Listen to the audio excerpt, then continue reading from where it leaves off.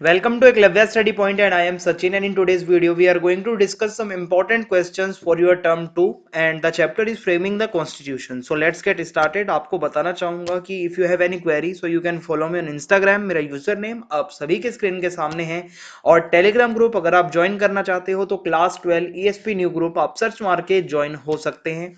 Website पे आप सभी को नोट्स प्रोवाइड करवा दिए जाते हैं। www.eklavyastudypoint.com हमारी वेबसाइट है, तो आप वेबसाइट को जरूर विजिट करें।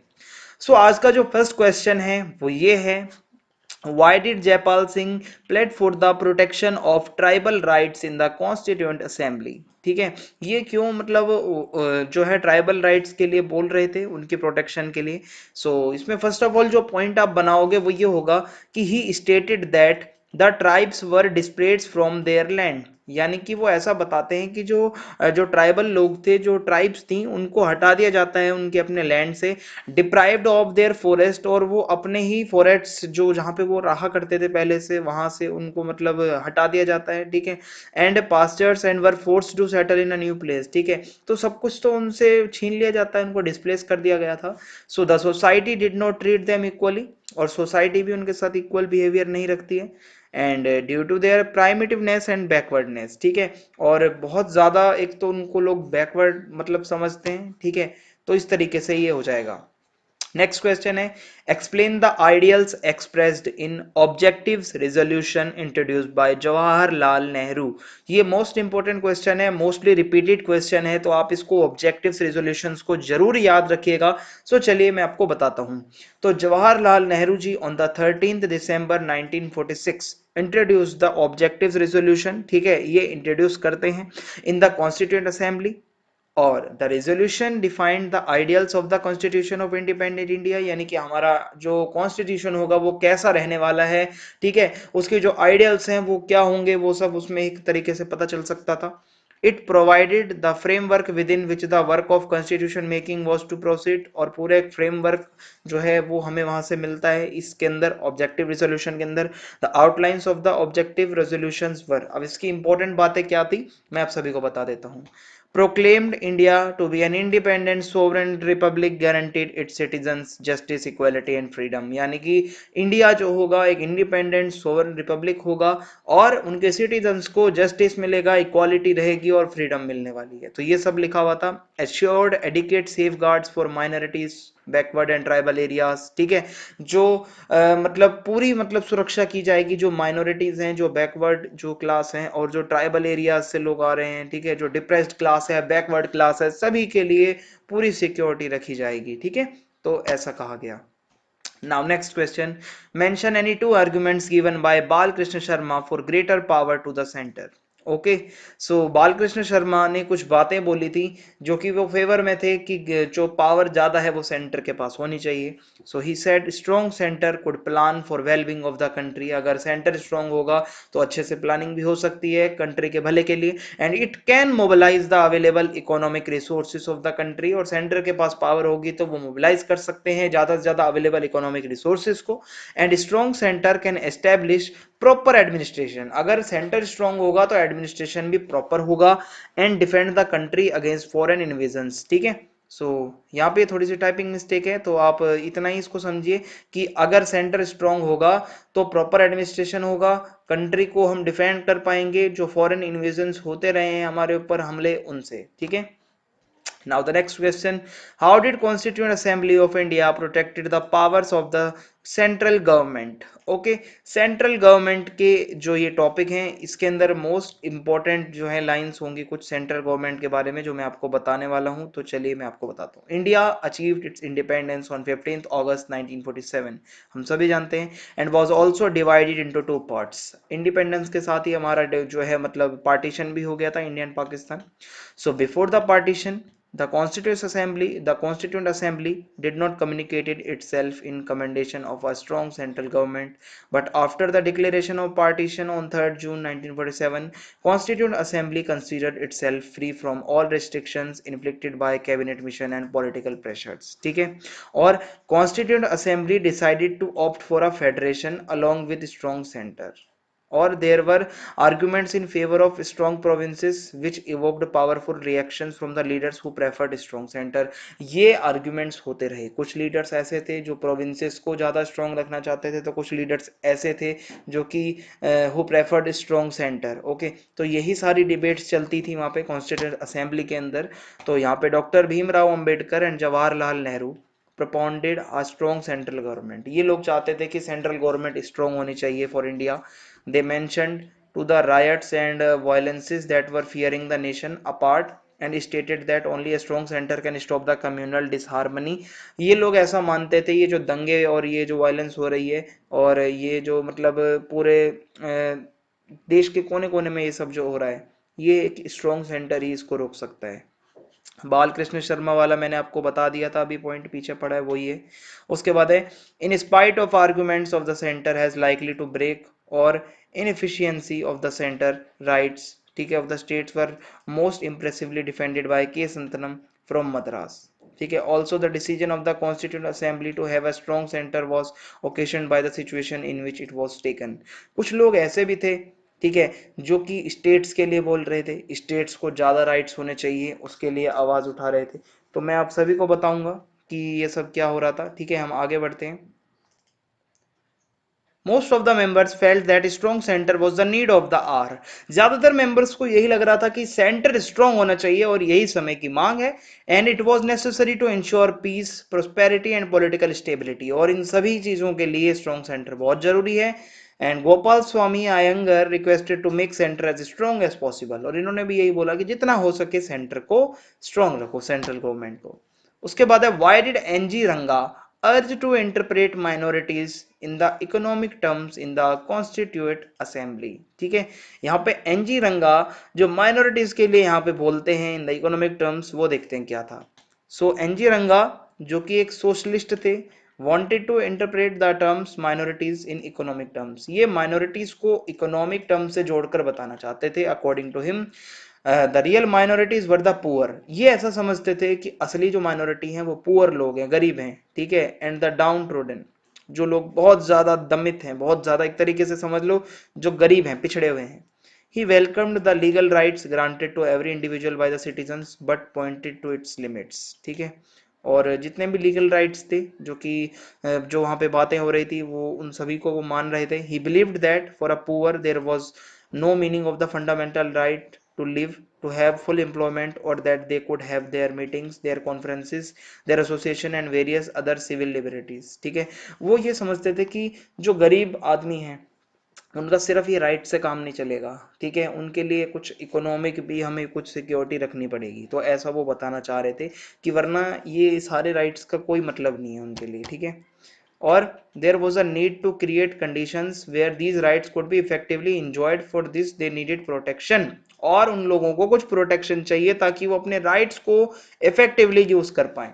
He admitted that the common masses were not able to come up to the constituent assembly। और वो ये बताना चाह रहे थे जो आम लोग आ नहीं सकते हैं इस असेंबली के अंदर, thus it was their duty to speak for them। और वो कहता है ये मेरी ड्यूटी थी कि मैं उनके लिए, उनके बिहाफ पर यहाँ पे बोलूं, उनकी बात को रखूं।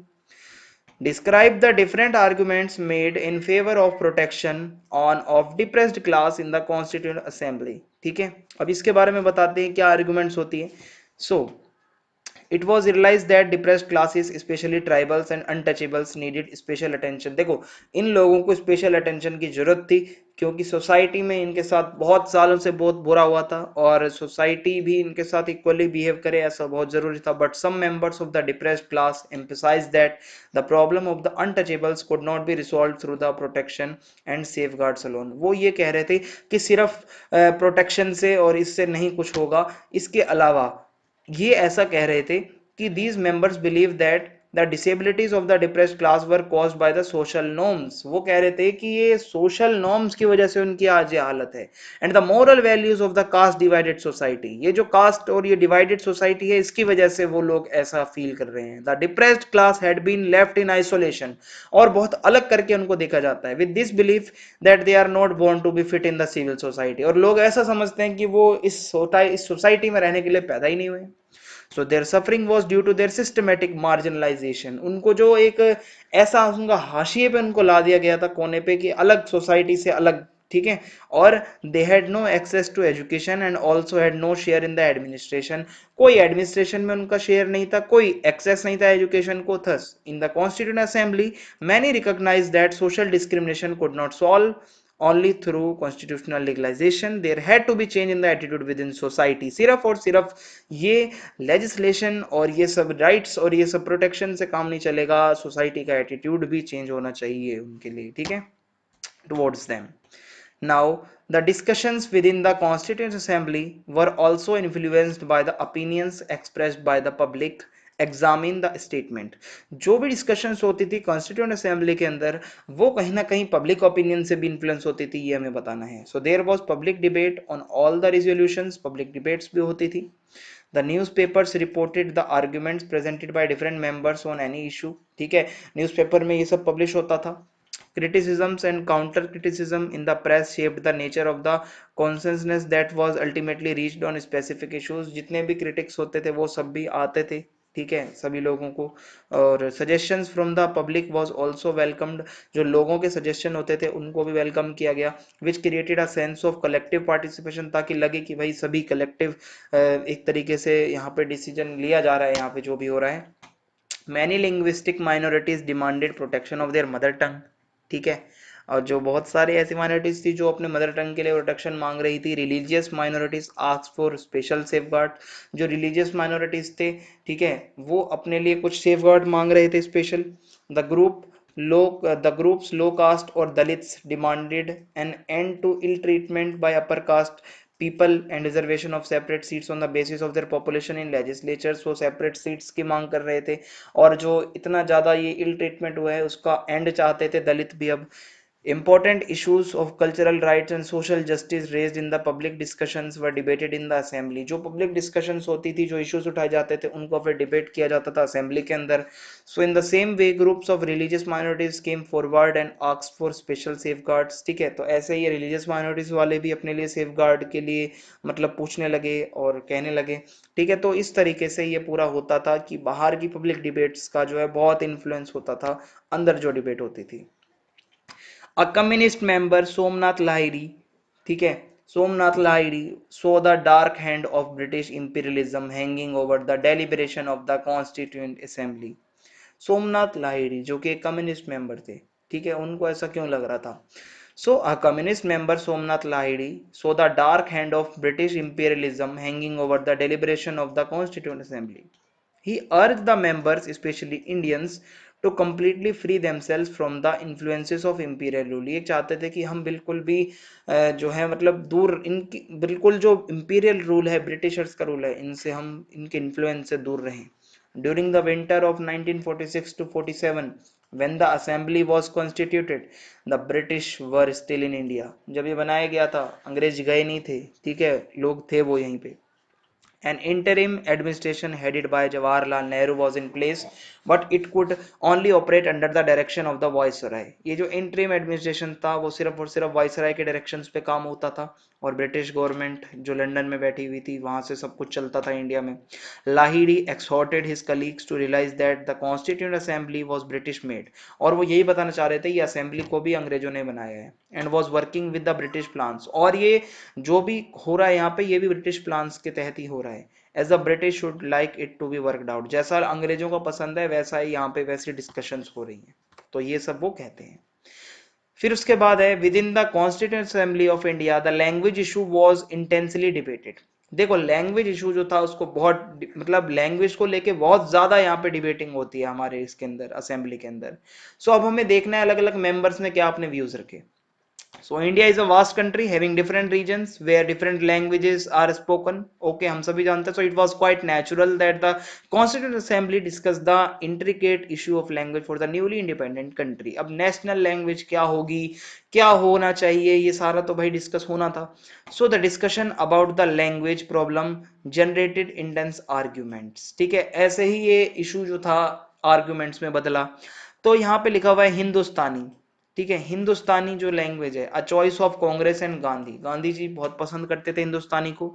सो before the independence of the country the Congress had made up its mind to adopt Hindustani as the national language of the country. आजादी से पहले कांग्रेस ने तो ये सोच लिया था कि हम हिंदुस्तानी को ही नेशनल लैंग्वेज बनाएंगे. Mahatma Gandhi had also approved this decision. वो भी एग्री थे. He was convinced that everyone should speak in language which is understood by most of the common people. वो चाहते थे कि नेशनल लैंग्वेज ऐसी हो जो लगभग सभी आम लोग उसको समझ लें. Hindustani was not a new language, और हिंदुस्तानी कोई नई लैंग्वेज नहीं थी. It was a blend of Hindi and Urdu. Hindi Urdu का मिक्सचर था.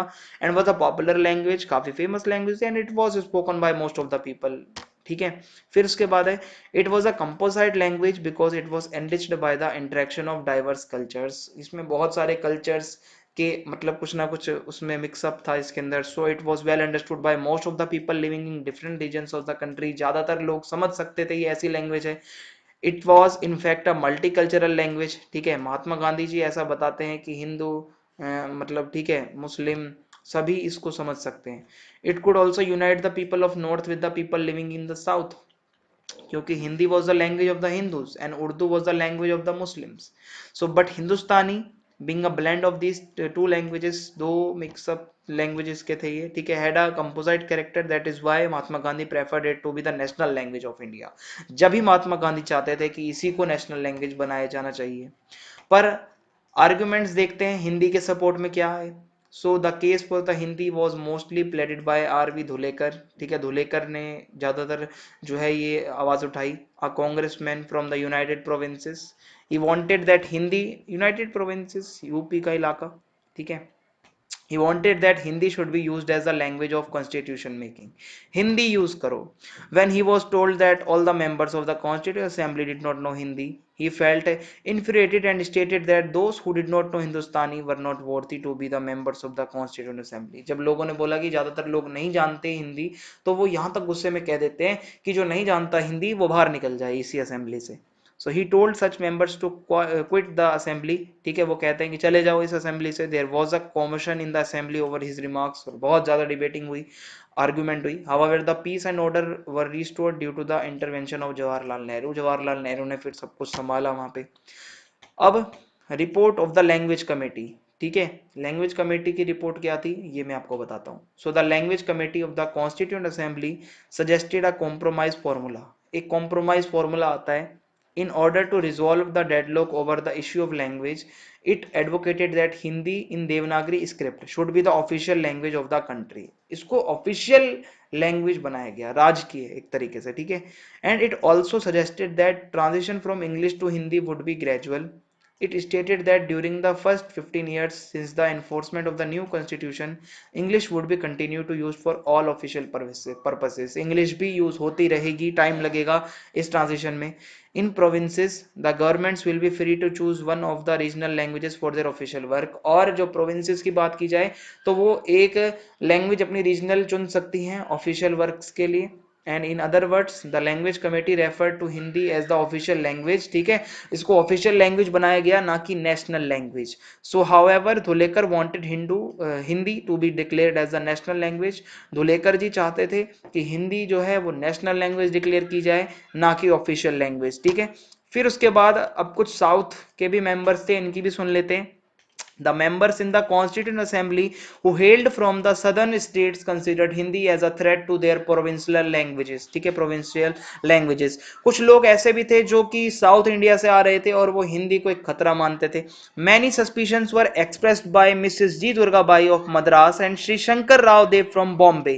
ठीक है. And T.A. Ramalingam Chettiar from Madras suggested that the issue of language should be handled with the tact and caution. बहुत ध्यान से ये इशू को जो है मतलब हैंडल किया जाना चाहिए, वो ऐसा मानते थे. Hindi should not be aggressively thrust upon southern people. नहीं थोपी जानी चाहिए हिंदी हमारे ऊपर, ऐसा वो कहते थे. In other words, the member from south India wanted that Hindi should not be forcefully imposed on them. और साउथ इंडियंस यही चाहते थे कि हिंदी कोई भी इंपोज ना करे हमारे ऊपर. सो इसी के साथ वीडियो यहाँ पे हमारी फिनिश होती है. कमेंट करके जरूर बताएं आपको वीडियो कैसी लगी. चैनल को सब्सक्राइब करना ना भूलें. ज्यादा से ज्यादा वीडियो को शेयर कर दीजिए. जय हिंद, जय भारत. बहुत बहुत धन्यवाद आप सभी.